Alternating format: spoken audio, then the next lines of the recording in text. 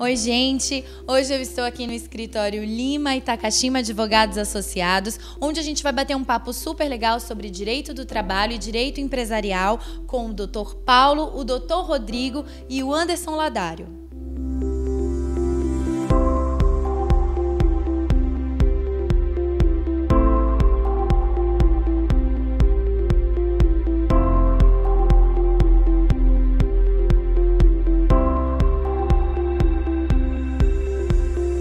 Oi, gente! Hoje eu estou aqui com o Dr. Paulo, do escritório Lima e Takashima Advogados Associados. Ele que é especialista em direito empresarial, vai conversar um pouquinho com a gente. Dr. Paulo, conta um pouquinho para quem está assistindo a sua trajetória profissional. Bom, minha trajetória já somam aí 45 anos praticamente, né? Entre o trabalho de contabilidade, porque eu sou contador, sou administrador, e como administrador eu trabalhei com executivos em 3 grandes empresas durante 24 anos, e posteriormente como advogado.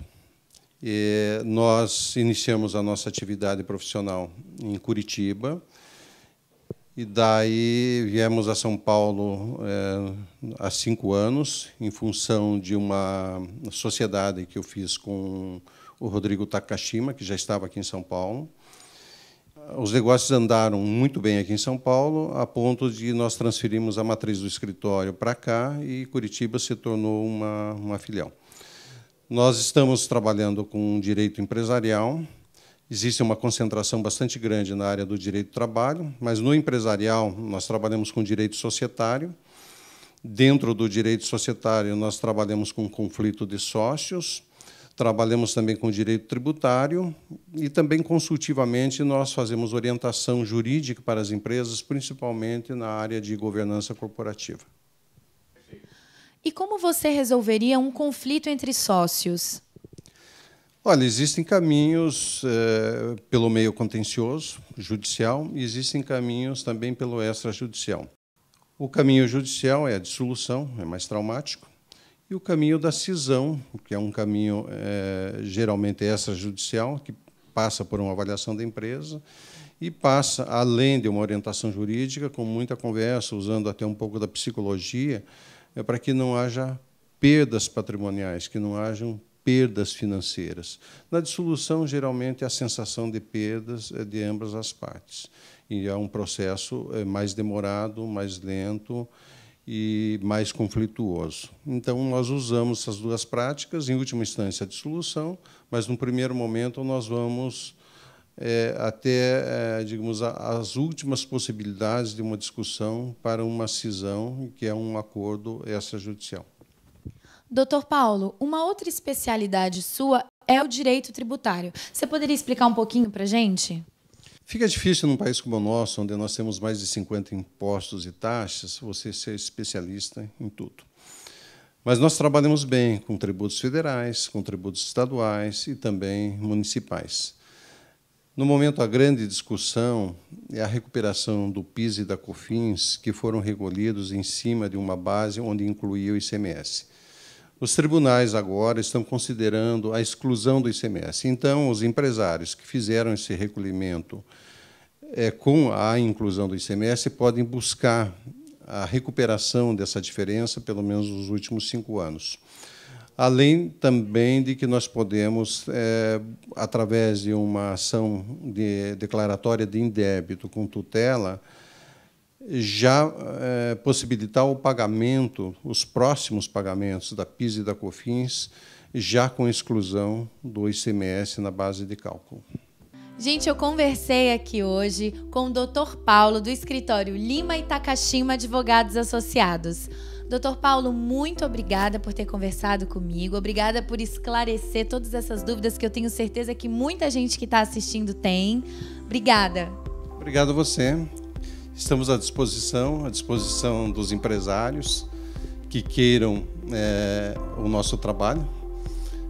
Procuramos sempre trabalhar dentro da maior legalidade possível, dentro das práticas morais e éticas, sem nenhum tipo de aventura.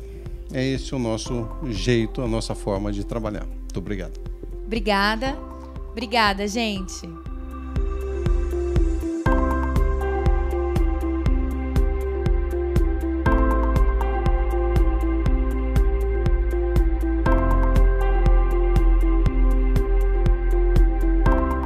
Agora eu converso com o Dr. Rodrigo, que é especialista em Direito do Trabalho.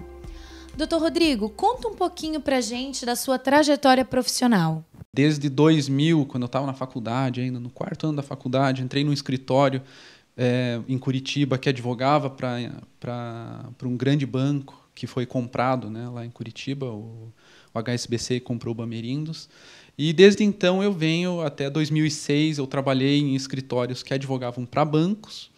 E aí, em 2006, surgiu o convite para eu vir abrir um escritório de um outro advogado aqui em São Paulo, mas que fazia ações trabalhistas contra bancos. E aí foi a virada na minha vida, mudei o lado do balcão, né? Eu advogava para banco, vim para São Paulo para advogar contra banco.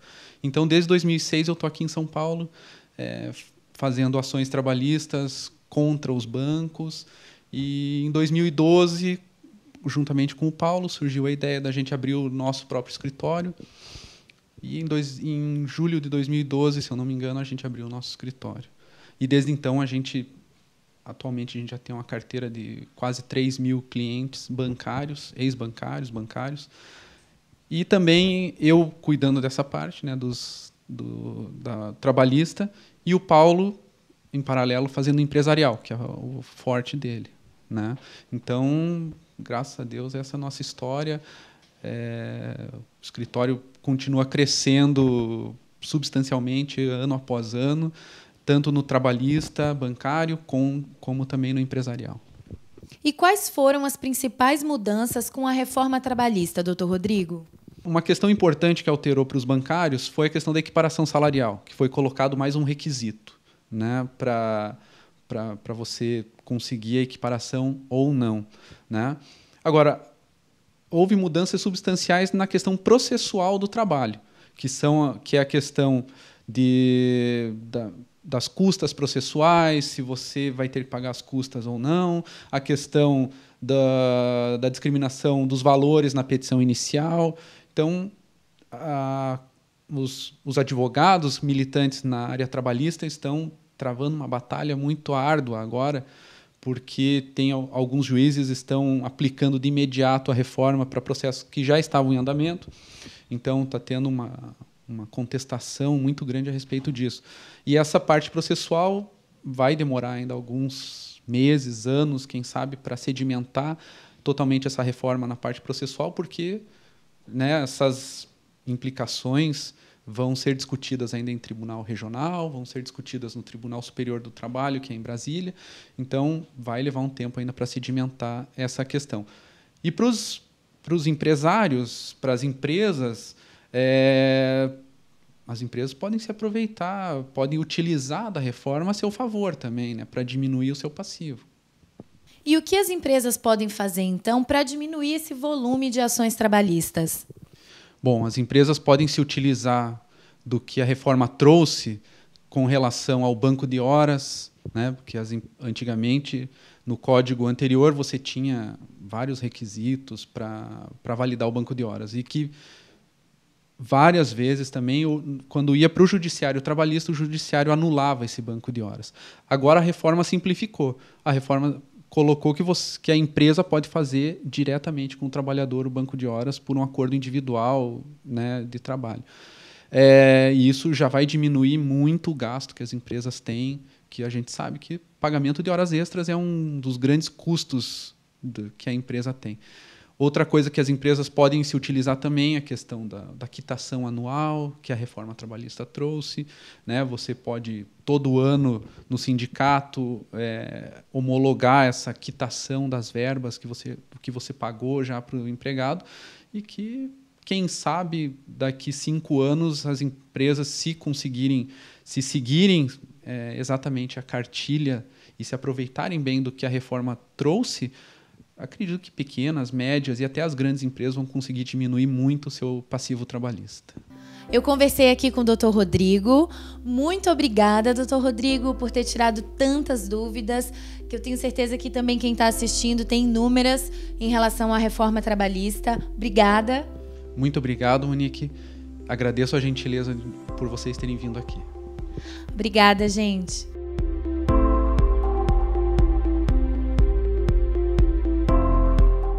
Agora eu converso com o Anderson Ladário, colaborador aqui do escritório Lima e Takashima Advogados Associados.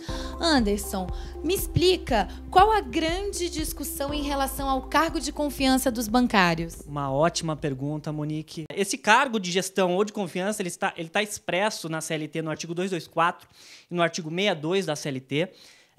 E, na verdade, existem alguns requisitos, né? Não é só simplesmente falar, a partir de agora você tem um cargo de confiança. Tem que ter o poder de mando, gestão e representação, ter subordinados, poder demitir, admitir, liberar um crédito sem estar vinculado ao sistema, responder diretamente e indiretamente pela agência. A agência bancária, uma estrutura bancária, a gente sabe que ela é totalmente vinculada ao sistema hoje, né? Tanto que existem inúmeros compliances, né? O banco, a maioria dos bancos, ele assina a Basileia 3 justamente para ter um controle do comitê de crédito, né? Então, o bancário ele não tem autonomia suficiente para estar enquadrado no cargo de confiança. E o que interfere nisso? O cargo de confiança mediana é o bancário que trabalha 8 horas. Então, bate ponto. Só que a discussão é em relação se tem ou não um cargo de confiança. Então, como que a gente prova isso? Testemunha. Porque o bancário ele não tem autonomia, né? Mesmo recebendo a gratificação de função, que o banco desmembra o salário base e comissão de cargo, ele não tem os poderes que o cargo de confiança.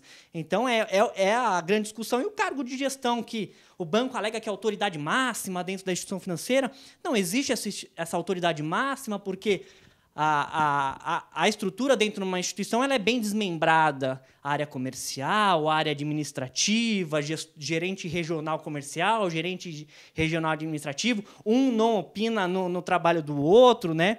Então, não existe essa autoridade. Então, cargo de confiança do bancário, jornada de 6 horas, cargo de confiança mediana, mediante prova que a gente vai ter que fazer dentro do processo para demonstrar se tem ou não um cargo de confiança, e quem não bate ponto, que é o cargo de gestão alta, a autoridade máxima dentro da instituição financeira, a gente discute as horas extras além da 8ª.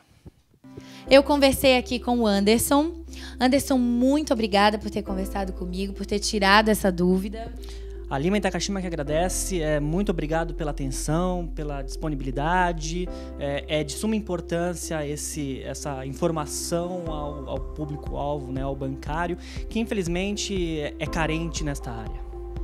Eu queria agradecer também ao Dr. Paulo e o Dr. Rodrigo, que tiraram outras dúvidas também. Obrigada, e agradecer especialmente ao escritório Lima e Takashima Advogados Associados. Obrigada, gente.